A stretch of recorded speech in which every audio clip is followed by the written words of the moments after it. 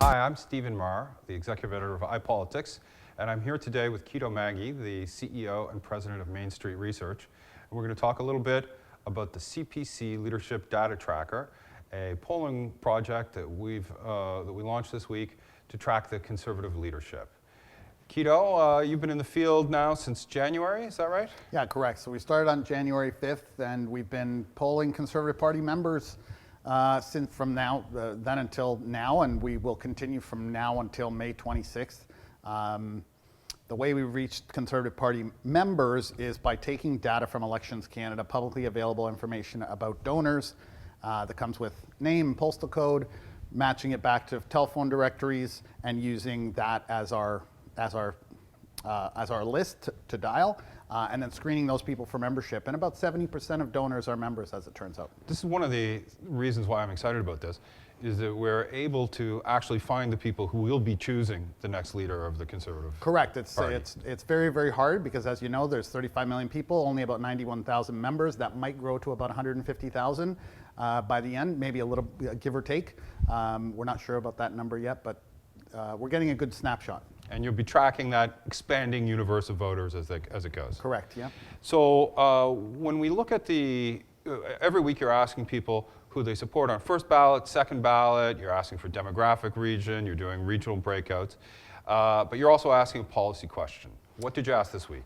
This past week, we asked people whether or not they support a measure similar to Donald Trump's restricting access to immigration, refugees, and travel from Muslim-majority countries. Would they support a similar measure here in Canada?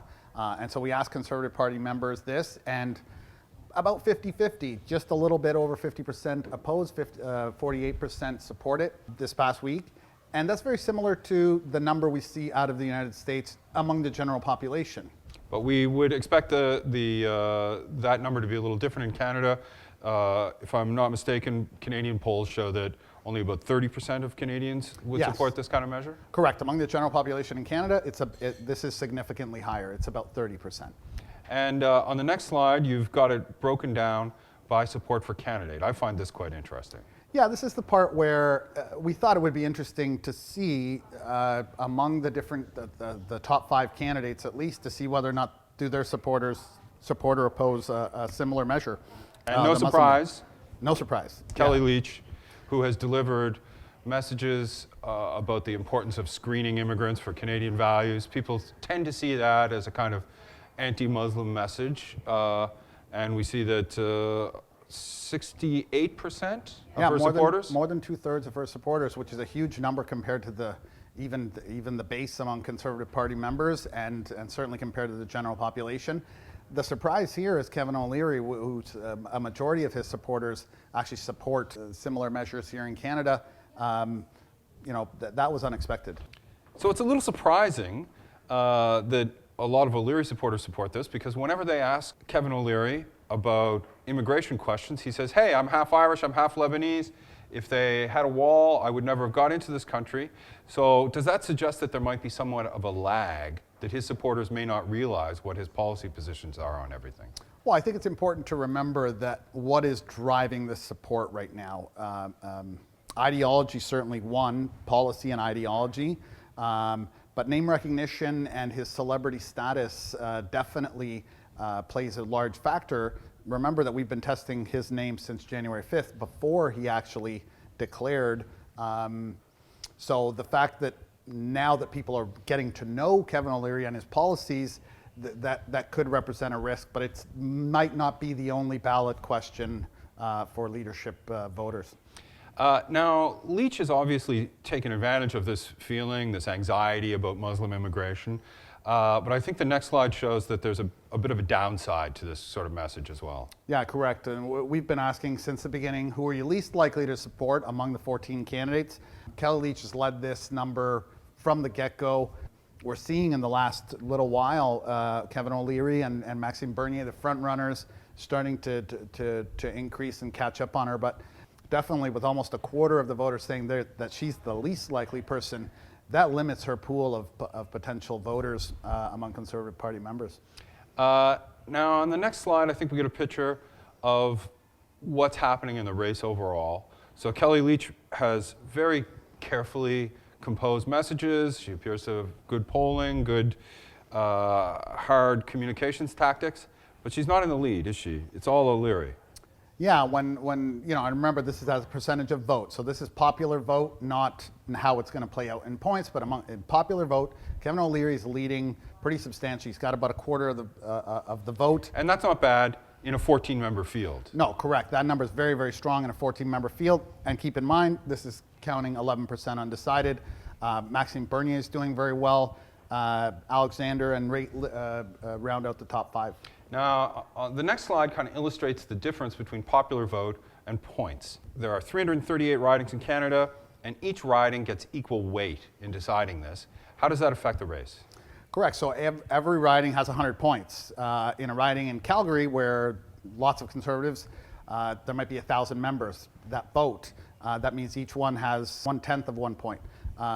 Whereas in a riding in, say, Toronto Danforth, where there's few Conservatives, there might be 20 votes, and for 100 points, that means each vote is worth a lot more, and that's how this And that's gets what we see here with Bernier, right? Correct. So we see his numbers go up from the last slide to this slide, and that's largely because of Quebec? Largely because of Quebec. His lead in Quebec is very big. You'll have to visit the website and to see those breakouts to see exactly how this happens. Kelly Leach as well benefits a little bit. Her support, because it's ideologically based, it's quite broad. And of course, it's a little bit rural, more rural than urban. So having more votes in some of those smaller ridings where votes are going to be worth more, this is the result. Now, Monday night in West Island of Montreal, the most recent debate, Kevin O'Leary had his first outing where he spoke French. His French got mixed reviews, but the local crowd seemed to like it. He also laid out some socially liberal positions. He said that he was pro-gay rights, pro-abortion rights, and for the legalization of marijuana. The next slide shows that Conservatives seem to think that he's the guy best able to beat Justin Trudeau. Do you think those social positions may change some minds about this? Yeah, and I think that's, all the candidates came at him last night. They will continue to do that at other debates, I'm sure, and they're attacking his positions. A few of them even went as far as calling him a liberal.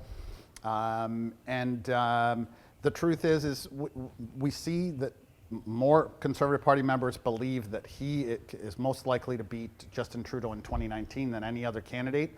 There is a risk there. Conservative Party members are ideologically driven, they're policy driven. As they get to know who Kevin O'Leary is and his policy positions, and we see at least one in the Muslim ban that could start hinting towards his support eroding if that pattern continues. You're going to keep asking these questions as the race proceeds, and we're going to be providing weekly updates to Ipolitics readers of the top line numbers. We've gone through a few slides here today, but there's a lot more in the subscriber package. Can you tell us about that? Yeah, that's right. So for subscribers, the most interesting is how the regional races and sub-regions. As we move along, right now we have the 6 regions: Atlantic Canada, Quebec, Ontario, Manitoba, Saskatchewan, Alberta, and British Columbia. But as we move along, we're going to break out sub-regions within the provinces, within those regions. So you'll be able to find out where Lisa Rait's support is, for example. Is it in Southern Ontario, the area where she's from, or does she also have support elsewhere? Correct. And how second ballot and third ballot plays out, and not just where it comes from geographically, but also which other candidates second ballot candidates are getting, and how that affects their growth potential on the ballot is the most interesting data you will find on the CPC data tracker exclusively for Ipolitics subscribers. Thank you very much, Quito. Looking forward to this. Thanks, me too.